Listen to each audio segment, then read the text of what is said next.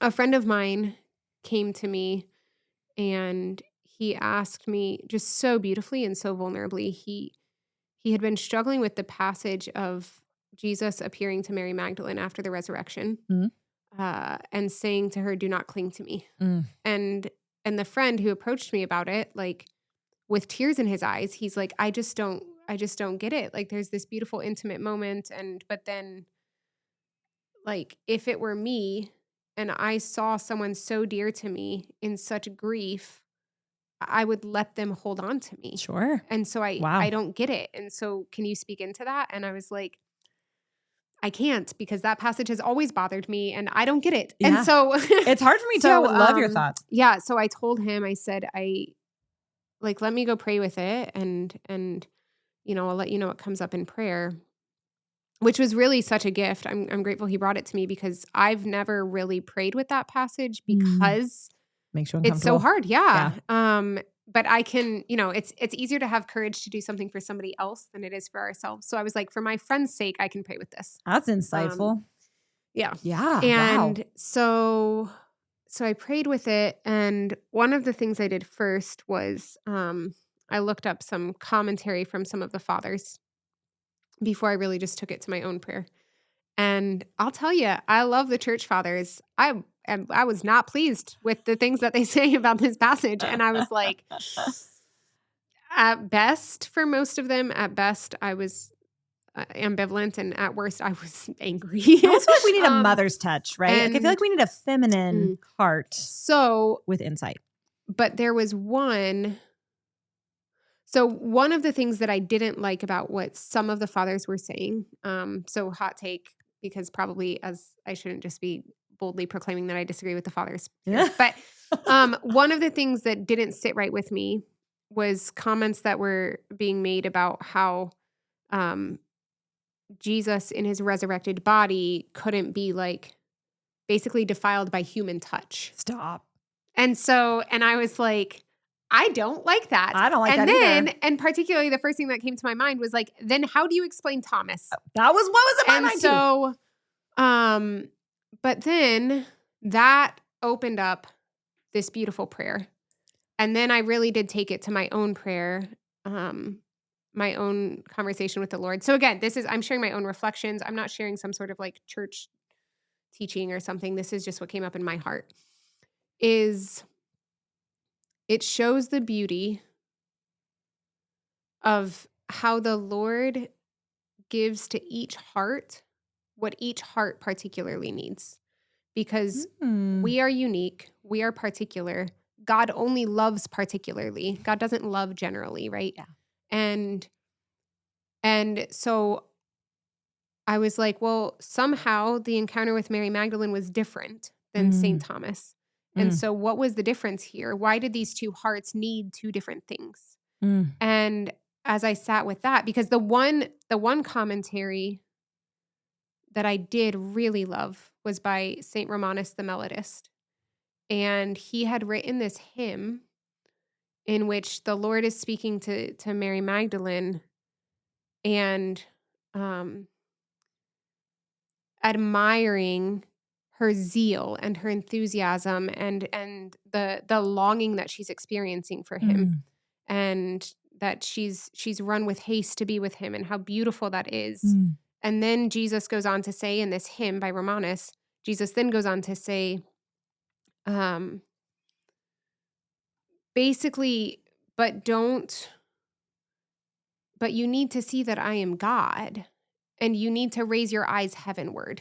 Ooh. And I realized that with Mary Magdalene, St. Mary Magdalene, and I can very much relate to this.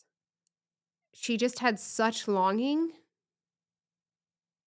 and so deeply desired to touch the Lord that I could imagine that in holding him on this earth, she could have been content there. Oof. She could have just wanted this moment and to be with him here on earth. And so maybe for her sake, in order to keep awake the longing for heaven, he needed to say, don't cling to me, because you're going to be content with this. You're going to think that this is the intimacy, the best intimacy that we can have.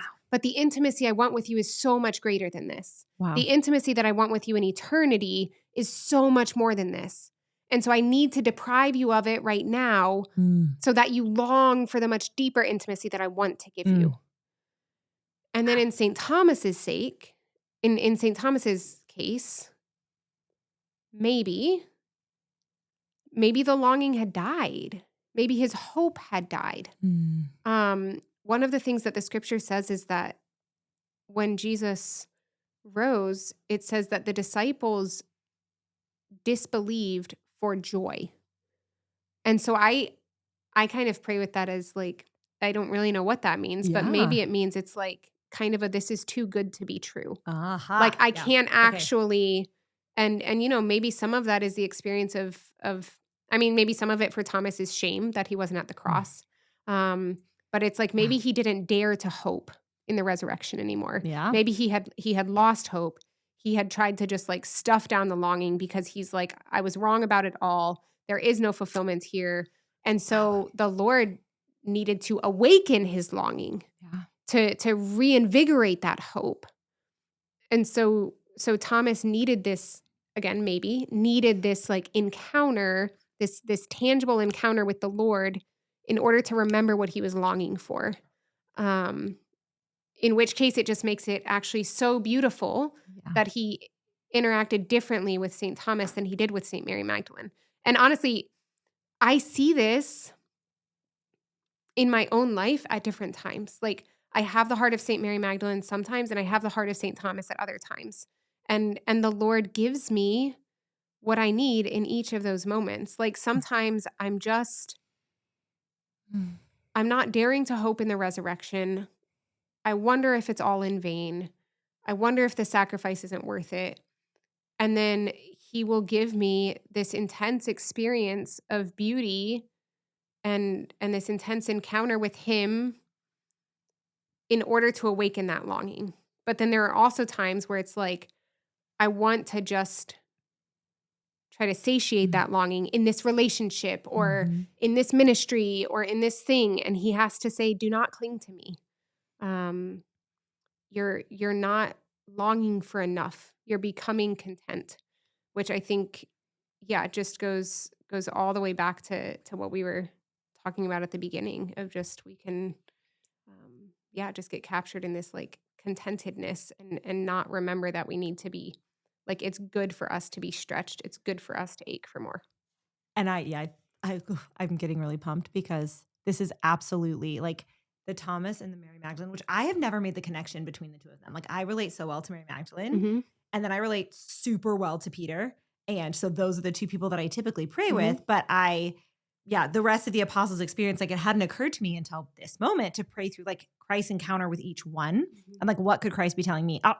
Most people probably have gotten there already, but I had not gotten there already. So as I'm kind of going there in my mind, like juxtaposing Thomas and Mary Magdalene and their experience is like what we were talking about earlier with the two ways that the Lord allows longing to unlock our hearts. The piercing suffering. Yes. And the beauty and joy. Yes. Yeah. And he allows both of those different things in our human experience to unlock those areas of our hearts that we have either not allowed ourselves to feel or that sin has darkened on our behalf.